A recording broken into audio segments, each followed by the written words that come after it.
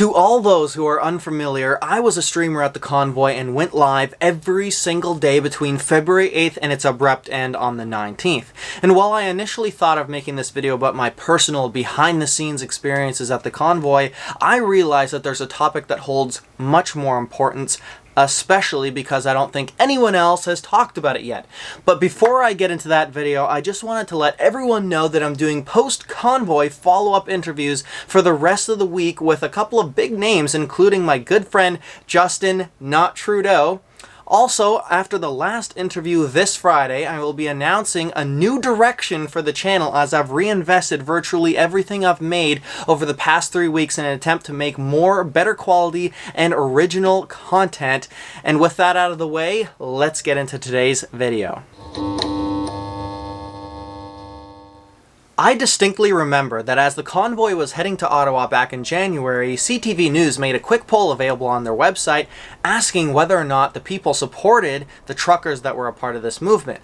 And I also remember being very surprised to see that a whopping 78% of the people supported these truckers, and this was critical because one of the most important factors that determines the success of a peaceful protest is whether or not it has the support of the public.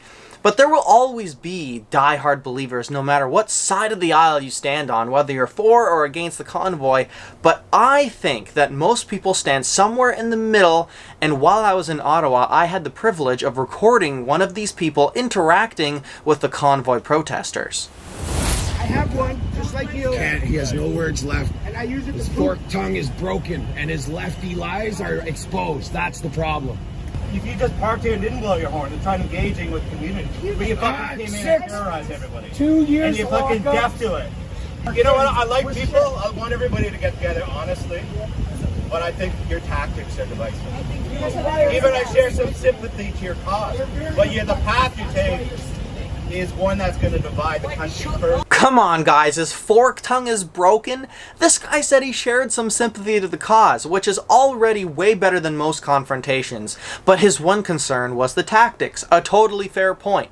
And he also brought up a really good point about engaging with the community. And by the way, this isn't anything new. The police force often use this method to build rapport with the public.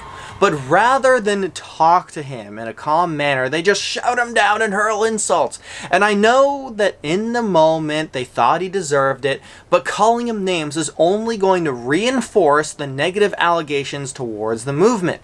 And did they really think he's going to go home and think, well, they basically called me the devil, but I'm going to grab my flag and jerry can and head down to Wellington to show my support? Like, no!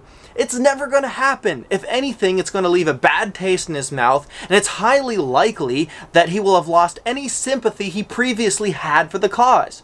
So, okay, not a good look for the Convoy, but maybe this is an isolated incident. We love you! We love you! We love you! Hey, why are you calling people names? We love Why are you you! swearing at us? We Why? love you! You're a violent extremist. We love you! You're an extremist. This is the one thing that will make or break the Convoy. It's that us versus them mentality. And even if you sat down with this guy and gave him the best reason in the world to support the Convoy, he still probably wouldn't, but that doesn't make him extremist. He's just a guy who's passionate about his opinions, just like us, but he's on the opposite side. I think as humans, we've forgotten the fact that we have much more things in common than we have differences. For example, I know for a fact that every single person in those clips I played wants what's best for themselves and for their families. They just might have different opinions on how to get there. But I can't just show you examples of bad community engagement and not offer somewhat of a solution. Here's the best example that I could find of how to deal with an angry anti-protester. I've been here, I've seen...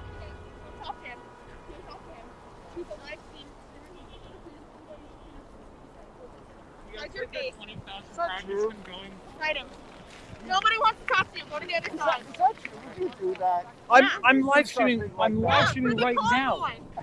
I'm down here documenting everything in real time. By the way, because I'm sitting in Montreal and I hear that they say that there's people desecrating the statues, this and this and that, and I came down to see it. And I heard people saying that the horns are honking all night long and people can't sleep. And I had to ask them. I said, if you're doing that, people. I was documenting last night, and if they're doing it, people are going to see it and they'll come to their own conclusions. When I first watched that clip, I gained a lot of respect for Aviva because he was taking quite a bit of abuse, and not from just one person. There was quite a few, and he defended himself calmly and all while having a smile on his face. Eventually, they left him alone, and this just goes to show that when you don't give a reaction, most people will just leave you alone. But another fatal flaw of the Convoy protesters is perspective, or lack of it. At this point, I think we've all seen the go home terrorists and free dumb signs, but I doubt that anyone has taken the time to put themselves in their shoes and understand exactly why they said these things. Well, it's because they think we're a bunch of hateful COVID super spreaders and have the vocabulary of a cave troll. So in that case, would yelling back at them, regardless of what you're saying, be a positive or negative thing for the movement? In the case of the man yelling from his car, think of how powerful it would have been if the protesters had said nothing at all. It would have made him look like an angry fool yelling in the middle of the street and no one listening. And I bet you any money that the man in the first clip could have easily been shown the importance of the movement with a calm conversation that appealed to his core desires. And I think as a general rule, we should ask ourselves before we speak, will what I'm about to say add value or further my cause in any way? If the answer is no, it's best not to say anything at all. With the legacy media clearly not being on our side, we have to be more vigilant now than ever with what we say, because every little bit of bad press inflicts immense damage on the movement, as we've already seen with the swastika flag. I genuinely believe that the community engagement aspect will make or break the movement depending on how it's done. Look at it this way though. While you're arguing in the streets about who is right, the people who are responsible for this mess are laughing at you. Because every second that the people fight amongst themselves distracts from the real criminals, the politicians. So keep in mind the next time someone tries to provoke you, because at the end of the day, we are all in this together.